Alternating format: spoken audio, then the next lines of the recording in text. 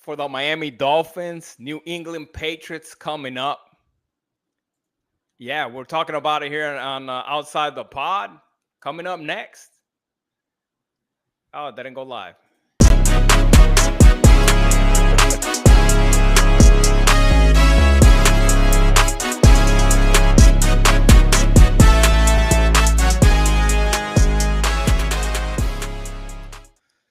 So yeah, can you guys tell that we're still rookies at this? So yeah, we'll get in the hang of it though. We'll get there. Starting off with some outside the field stuff. Tyreek Hill's got some more divorce drama. That's kind of been a whole full week already. But it was after the previous episode and after last week's game.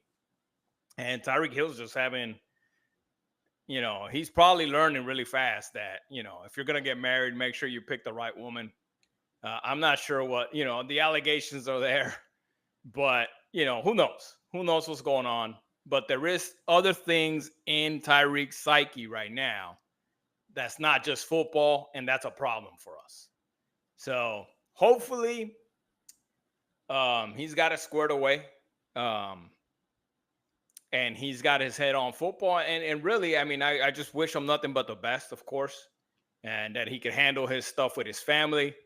But if not, I mean, maybe he needs to, take a step away and let somebody else take the helm. Because if he's not going to perform on the field, not only is it not good for the team, but it's not good for him if he's not able to take care of his family. So whatever you need to do, Rick, just do it. I mean, at this point, I don't fault anybody for having issues like that. It happens to, the best of them. So that's really my opinion on that. Yeah. Well, the other thing that I heard isn't like actual domestic violence is like some of the stuff that some of the allegations coming out, right? So that's, I mean, of course you don't want to like judge the guy right away. These are just allegations. Right. And that's why I didn't get too much into what the allegations were. Mostly because I don't really know what's going on behind closed doors with him and his ex-wife. So we can't go there unless, something actually real comes out and everything like that. When you're in the spotlight, shit like this is going to come out. Yeah. Made up shit is going to come out too. Not that I'm saying it's made up, but but when you're in the spotlight, all kinds of crap. And then when you're not doing well on the field, then it's exacerbated, right? It hurts more. It's more out there for everyone to see. And, it's just not a good situation, but. Yeah. And that's mostly why I was bringing it up, right? Mostly in our episode, in our show, it's mostly about how it affects our team. And right now, maybe Tyreek Hill is going through a little bit more psychologically with more, stressors at home. Where it affects the team a little bit. But anyway, as far as Tyreek goes, there was some rumors throughout the week of like the Steelers calling, the Kansas City Chiefs calling and asking to get a trade for Tyreek Hill. Ever since then, that's been debunked. The team themselves, what's his name? That always has the rumors. I can't think of his name right now. He also debunked it, saying that his sources are also. You know what I'm talking about? No. If I Adam Schefter, you talking about Schefter? Yeah. Shefty. Oh man. Yeah. That's Shefty mother. Yeah. So they've all kind of debunked it. I mean, it doesn't mean that it's absolutely true that nobody called, but they're saying that nobody called. So we'll let that die out. The Dolphins are saying that they're not looking to trade Tyreek, which I think it is the case at this point until, maybe this week. And we'll see. We'll see coming in the future. After this week. Yeah. Next week we'll talk about it. Yeah, we'll talk about it next week. But this the other thing is like what other team does actually want him unless with all this floating around with the Yeah, allegations. with the allegations is still, it's kind of one whole story, right? Like, okay, well, we don't know how that's going to work out yet, so we might just be wasting our time. And Yeah. then you end up getting him in a trade, and then he ends up, I don't know, not being able to play football, whatever the case may be. Don't want to speculate too much, but other things that happened this week, Xavier Howard, shortly after the game, was basically going on some interviews and saying, hey, it was too easy. It was too easy against the Dolphins and Tua. That's Ouch. basically what he said, right? Hey, all we had to do is take out his first read. Just get real sticky in the beginning. And that's probably true with a lot of teams. But just get real sticky in the beginning to where his first read is gone. And after that, he's panicking. The Dolphins are saying that's not true. He's not a one-read quarterback. But at this point, we have to prove Xavier Howard wrong, right? We have to, because he proved himself right last week. They did not do anything. So it was obvious that it was working. Their game plan of taking his first readout was working. So yeah, I mean, if you're Tua and the rest of the Dolphins, and you've been saying they'll be doing the talking, we'll be doing the doing. There you go, Tua. This is your opportunity. X is talking. X is talking. You do the doing.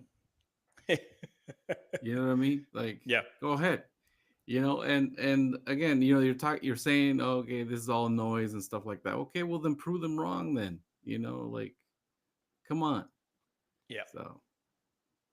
Yeah, for sure.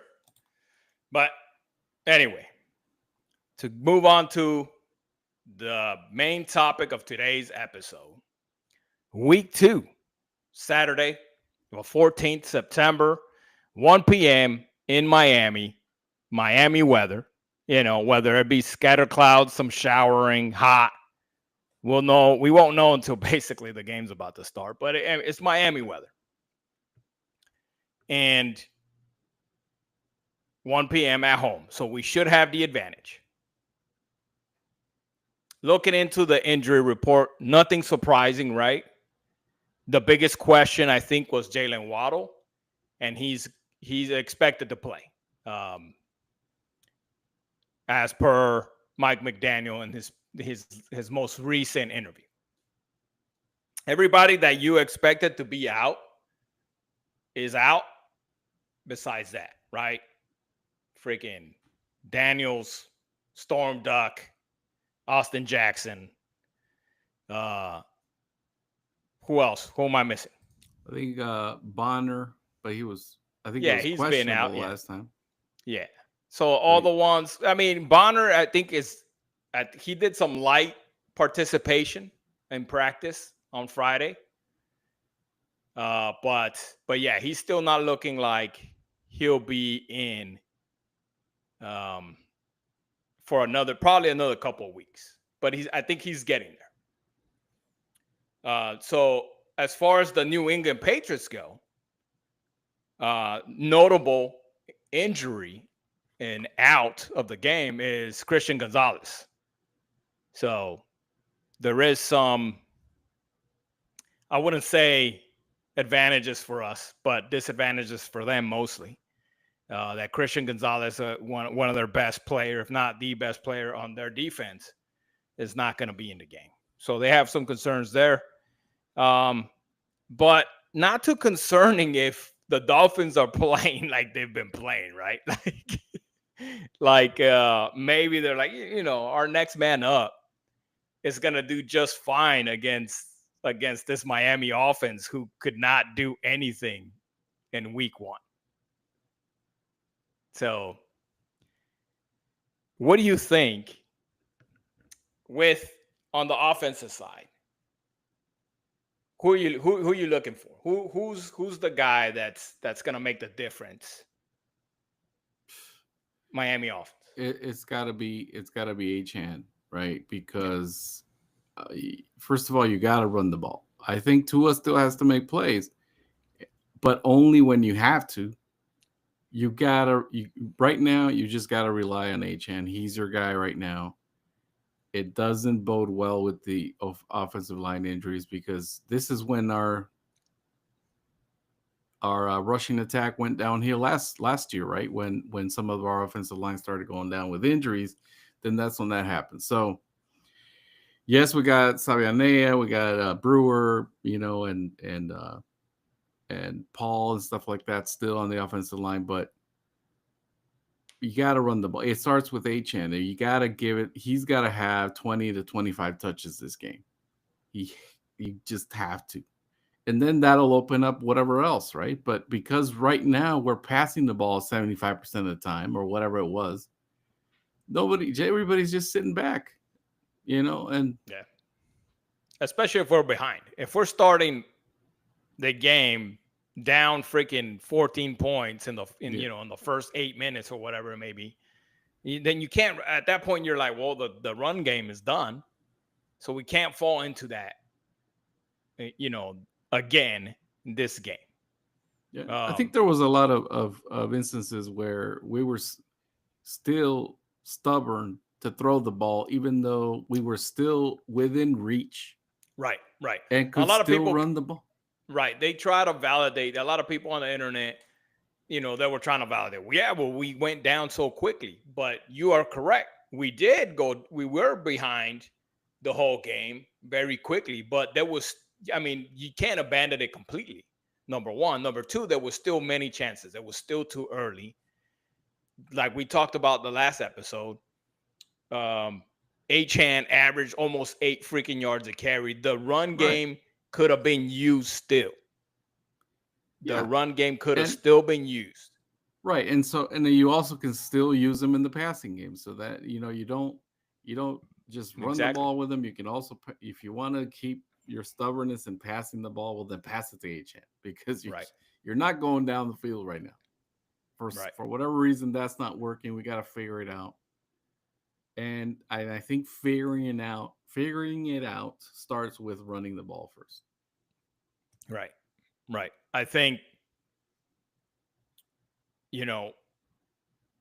I can't put too much hope in the offense otherwise, right? Because it just seems like they got, even from last season, and it kind of continued to the Colts game, they kind of have the number on the Dolphins. They have it figured out.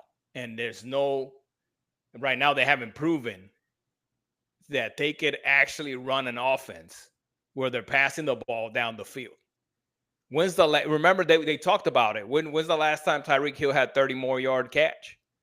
Yeah. It was a whole year basically. Yeah. And so there's this trend that we haven't been able to figure out how to do it again. It seems like the defenses and all the coaching around the NFL has figured it out. And I feel like I can't say, hey, our pass game is gonna be able to dominate with Christian Gonzalez out, because that should be a take, right? Oh, Christian Gonzalez out. Our wide receiver 1 and 2 should be feasting on at least one of the cornerbacks.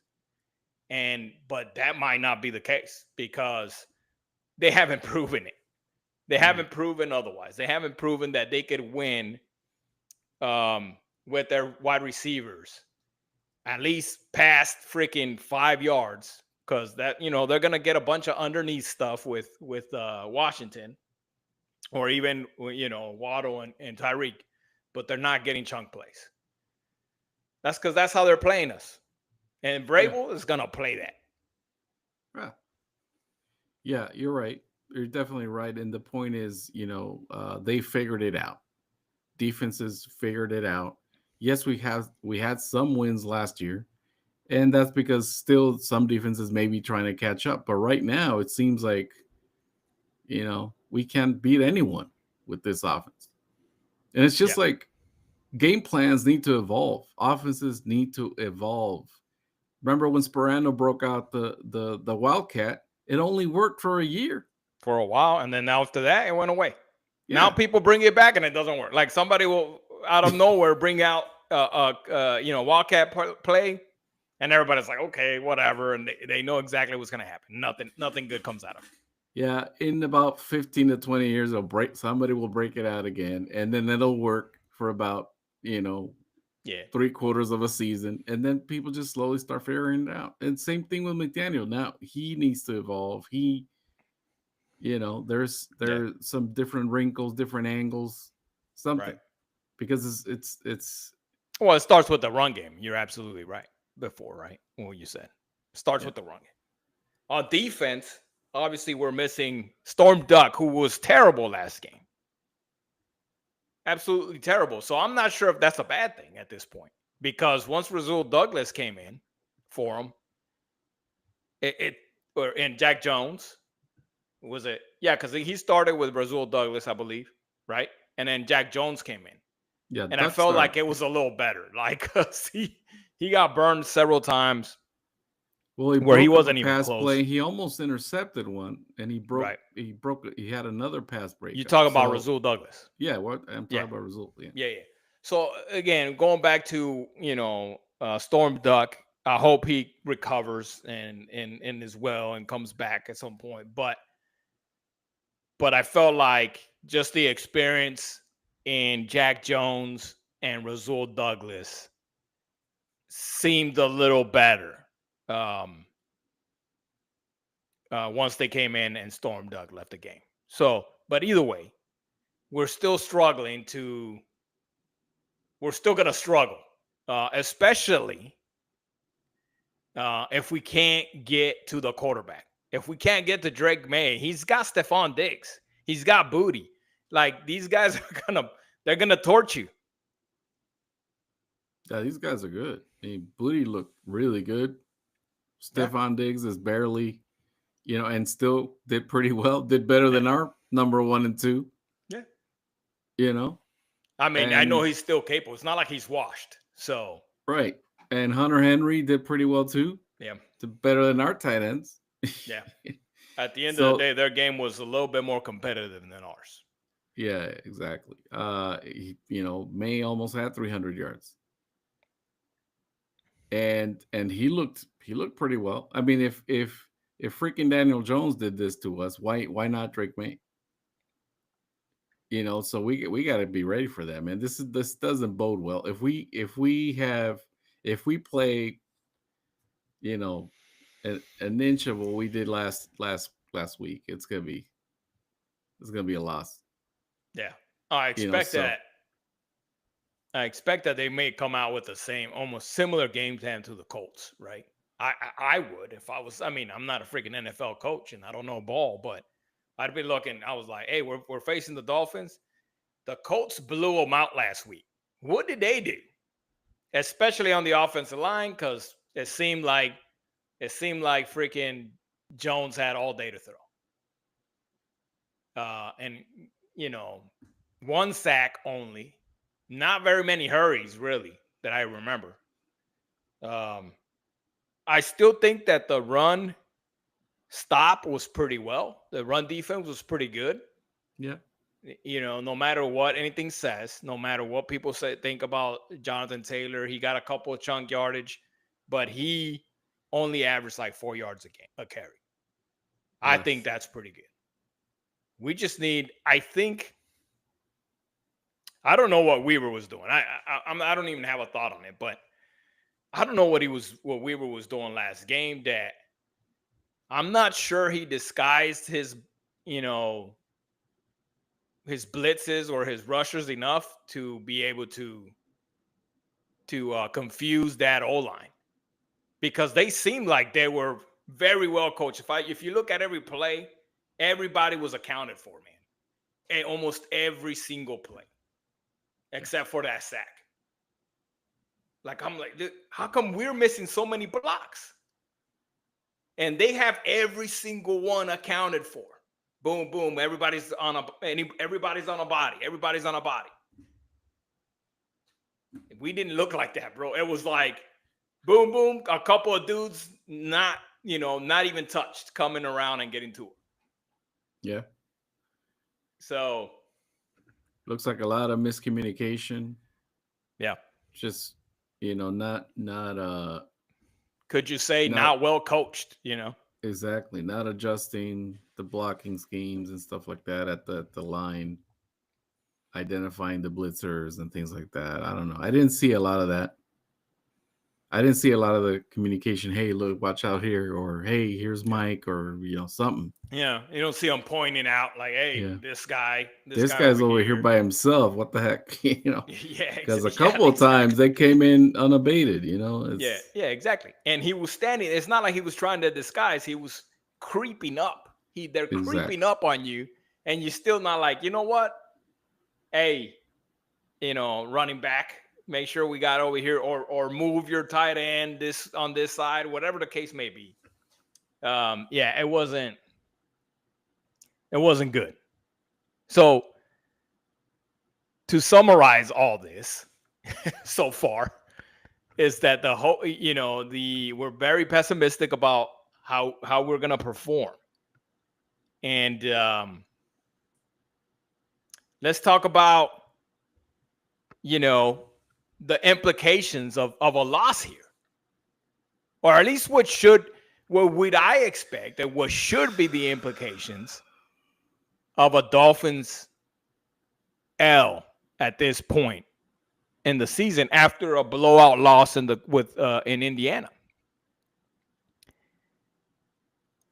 If the you implications. lose, what's that?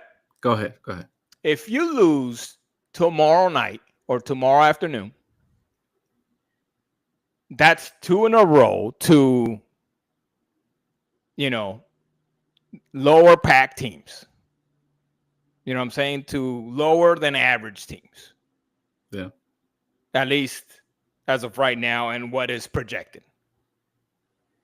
And then you have the Buffalo Bills, which are definitely going to lose. And then the Jets that are better than the Colts and are better. I would think are better than the Colts and are better than the New England Patriots. At least based on last week's performance, and not only that, but we're just the most terrible team defensively against running quarterbacks. We are just the worst team. At least it just feels like every time we play a running quarterback, a mobile quarterback, I feel like we're the worst at this. We are the absolute worst at stopping mobile quarterbacks. It just seems like every time. And Justin Fields just being one of the better ones at that. Not a great passer, but he could run. But anyway, implications because of what I just said. Do you think there's a possibility that Ross actually fires somebody? Not necessarily after this game because that'd be stupid, right? Because we got what, Thursday night after that? Next Thursday we have a game. So that would just be setting up whoever's the interim for failure. But would that set up a fire after the Buffalo games? I don't know, man. It doesn't usually, as far as I can tell, just from memory. I don't think it ever happens week to week unless there's a bye week or at the end of the season. But man, if there's ever going to be one time, and maybe there has been, I just can't remember from just off the top of my head. It's this situation right here, man. You're talking about probably two of the worst four or five different teams you were going to face this year, and this would be your second loss against that. I mean, I'm counting maybe the Panthers, the Browns. Saints, and the Jets, and maybe the Browns, right? And maybe the Jets not even anymore. And the Browns defense looked pretty good too, right? So who knows? Who knows I mean, at this point, I don't. But everybody else that we're playing, that if you keep playing like this, they're all losses, bro. They're all They're all losses. Yeah. We might So be at going this 0-17. point, if there was a situation ever to fire someone, even in a short week, or on a or when you don't have like a bye week or whatever, it's this situation right here, man. Yeah. You blow it up. You're gonna see what you got with Zach and Zach Wilson and maybe Quinn Ewers as well, and see what happens, because when you bring a new coach, I'm pretty sure Yeah, but that's they're not next season. sticking with Tua. That's next season, though. I still think You Tua's think? in there for the rest of this season. I don't know. It depends on who you bring, because let's say if you It has to if be you interim, right? It has to be somebody from within the organization. yeah, I They're not guess bringing somebody if it's completely Weaver, new. then yes, if it's Weaver, Frank Smith, or one of these Brable. guys, Not Brable. Babel. then it's gonna be Tua, right? Yeah, for sure. Yeah. So Yeah, that's what I think. I think you're right. I don't think you're bringing anyone externally at this point, right? At this Mhm. point of the season, or within the season. It just seems to me very. I don't know what words I want to use, but it would seem crazy and very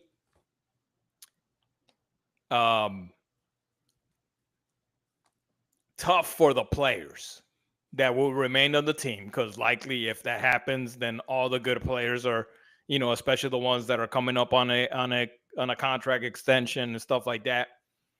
Those guys are probably going to be gone, right? But the team that remains,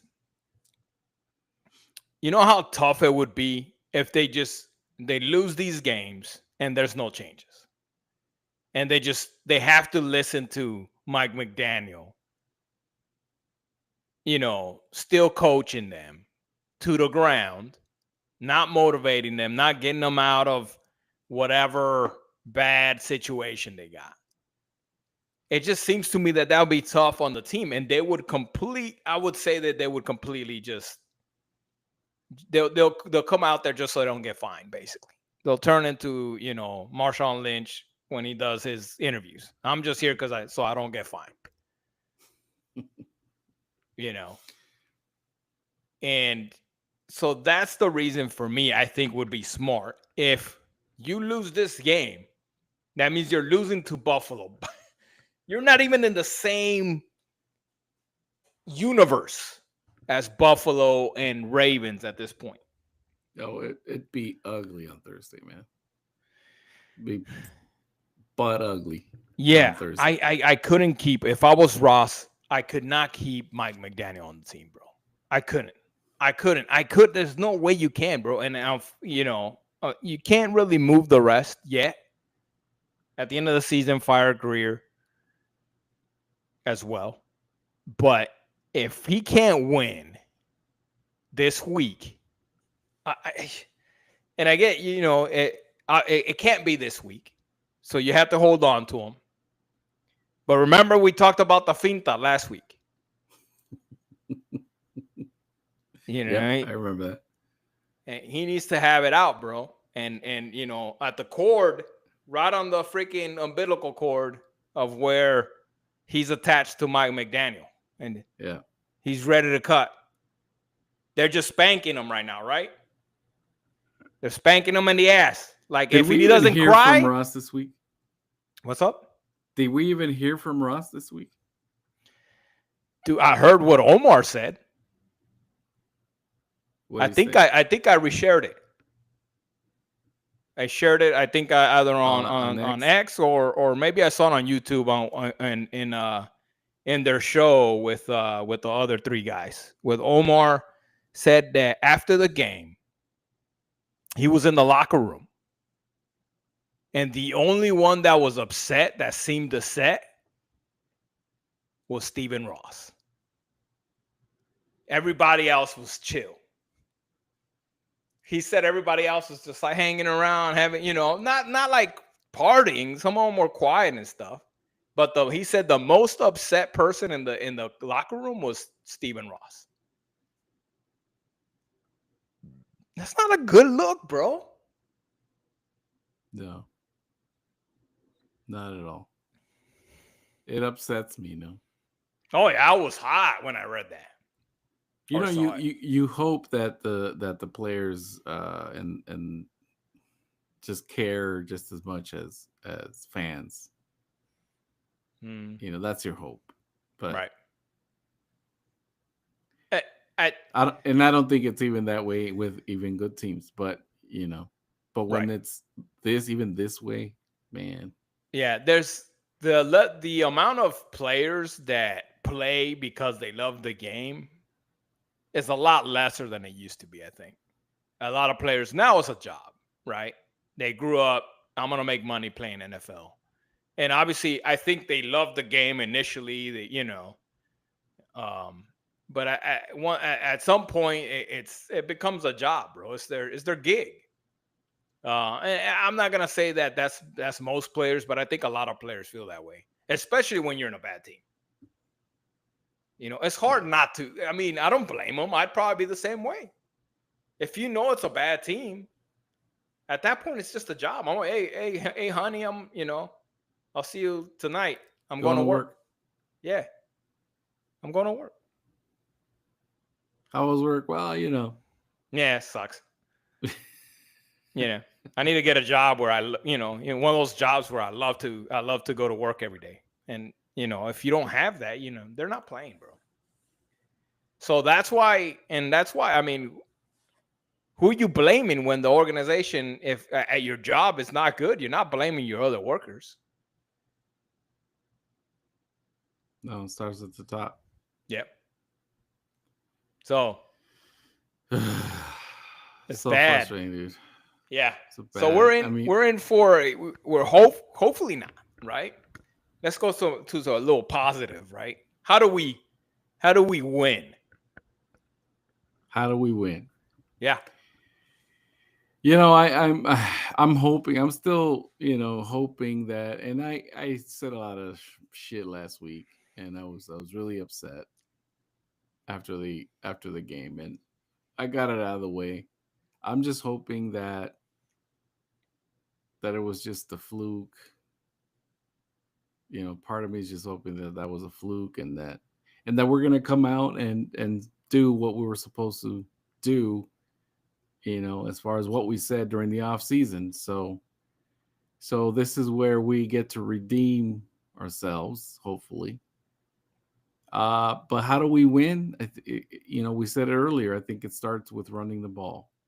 We win with HN carrying the ball, and then we win on pressuring Drake May, because I still think he can make mistakes. I still think we can get to him. Yeah.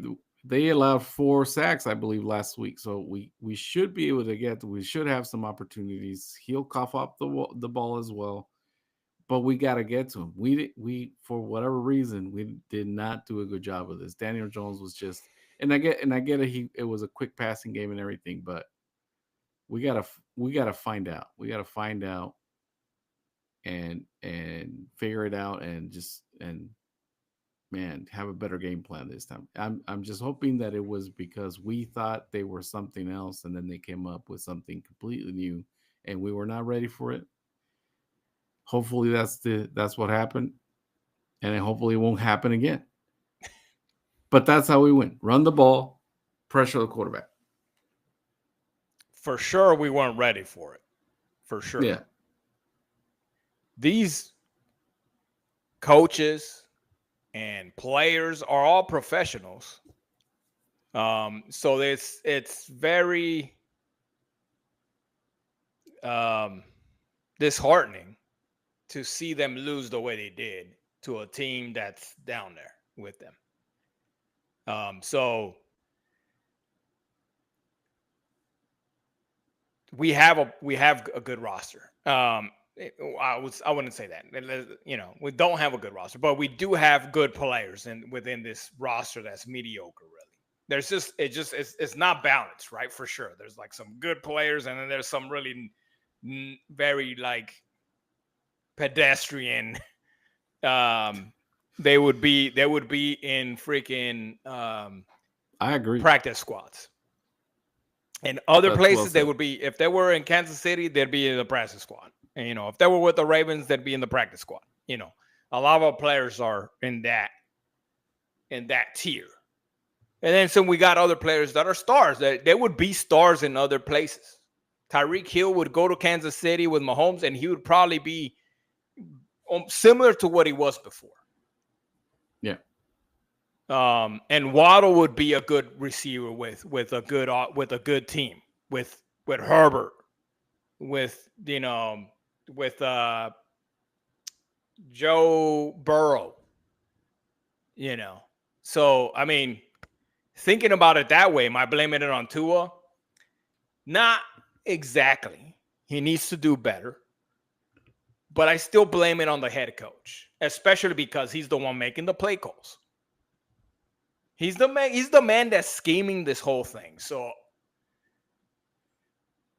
back to my point of how do we win is that he needs to scheme up the plan a lot better than he did against the Colts. And that includes what you said, and I'm going to agree with you, is running the damn ball, right? Like that GIF that everybody keeps posting on Miami Dolphins Twitter or Miami Dolphins X. Run the damn ball. Run the damn ball. And bring the rush. You're absolutely, I can't disagree. You got to bring it, man. If you're going to give up a few plays just to rattle his cage a little bit, do it.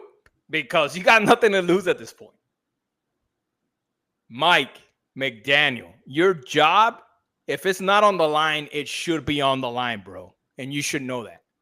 If your job's not on the line because Ross is too kind to fire you, at least for your pride, and you don't want to be embarrassed like you did last week, you need to bring it, bro. And your scheme, it starts it. And you need to be able to give your players confidence. They weren't confident last week, and that's why they didn't perform. They weren't confident in whatever the game plan was. And that's why they went outside of the game plan.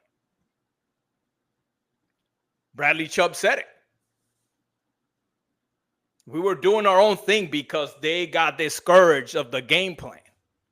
And that side is Weaver, but ultimately is the head coach. If you can't control the whole team, then why are you a head coach? Don't be an offensive coordinator, bro. Dang, man. That was some good shit right there, man. Yeah, you don't need me here. That was the best take I've heard from you, man. I appreciate that. You know what? God, man. Now that you said that, that was a perfect read between the lines when Chubb said that, because I heard him when he said that people were doing their own thing and that they weren't confident enough with the game plan. I think you're spot on, dude. I think you're spot on, man. That was from my holster. I got the finta for Stephen Ross, bro. No, that was perfect, man. I think you're right, because people don't go outside the script unless you don't believe in the script. Yeah, if the script's not working. The script, yeah, something not working. If you believe and you in the didn't script, adjust. Yeah, exactly. Exactly. So that tells it a lot. I just realized that when I'm over here doing my monologue, because I didn't write it down. We shoot from the hip on this show, and I didn't realize it before until I was doing that, bro. And I was like, yeah, no shit. That's why Chubb said that. Mm-hmm. Like a little sprinkle of we weren't coached right. Yeah. We weren't coached right. Eesh, that's even uglier, bro. Why did I come up with that? Exactly. And you know what? That's the thing, because when you're a fan, when you're a fan of the team and all that, you know, you don't hear it. It doesn't click because it's unimaginable for a fan. You're trying to maintain positive. You love this team. You love the players, whatever. So when that comes up, that's not where your mind goes because you're trying to maintain positivity, and it's unimaginable to you, right? Yeah. In some ways, but now that you're saying that, now it makes perfect sense, dude. That's exactly what happened, and it is ugly. And Yeah. that's why it's unimaginable to a fan because it's ugly, dude. It's or not that it's unimaginable, but it's you don't want to you don't want to hear that. You don't want to you don't want it to be true. Right. And that's the thing, but it hurts because it is true. It's coming out. It's it's seething. It's putrid, bro. It sucks. Well, we don't want to touch on too much on how, I asked the question, how do we win? How do we lose? We already know. So we're not gonna we're not gonna touch on that too much. Because we basically it was in there in our whole spiel about how we win. It was basically you just got to look at the opposite direction, and that's how we're gonna lose. It was sprinkled in there, but want to hear from you first. What do you predict? Man, I think we have enough talent here to win this game, and from what we've been talking about right now, this is all a very ugly picture of our team right now, and it's really hard to talk about that kind of stuff, and but I still think we have enough talent here to win this game, and I would hope that we would see something that would give us hope for the rest of the season. But when we're talking about the things that we're talking about right now, it doesn't bode well. You would need a spectacular, never seen before kind of coaching in the next couple weeks in order for this to be turned around. And it would have to be something that we've not seen before, something that's new and unique. I don't see it happening, but it would take something like that to turn this thing around, and that sucks. I still think that we might have,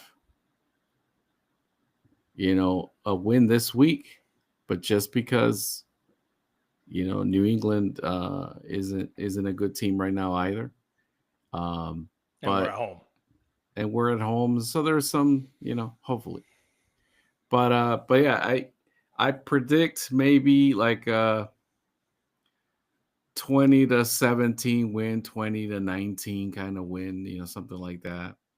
Uh, but it's gonna be ugly. Probably it's gonna be upsetting. We're gonna see probably more of the same. We're just gonna squeak it out, and it's not gonna be pretty. What about you? I am gonna go the opposite because of what you said. I don't believe that Mike McDaniel is gonna be able to turn this around. And whether I think the Colts, at least after last week, believe that they're better than the Patriots, not much better. Not much better. The Patriots could be half the team that the Colts were and still beat Miami Dolphins.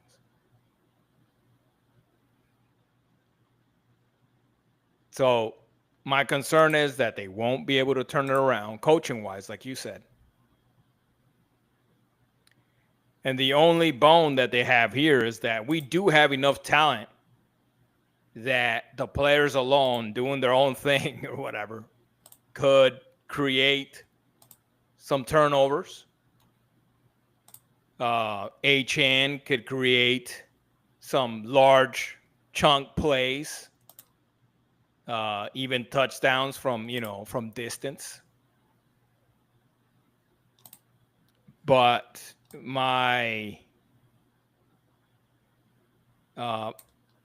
trust in this coaching staff and this team to bring it back together and win a game against the Patriots at home, which should be, what?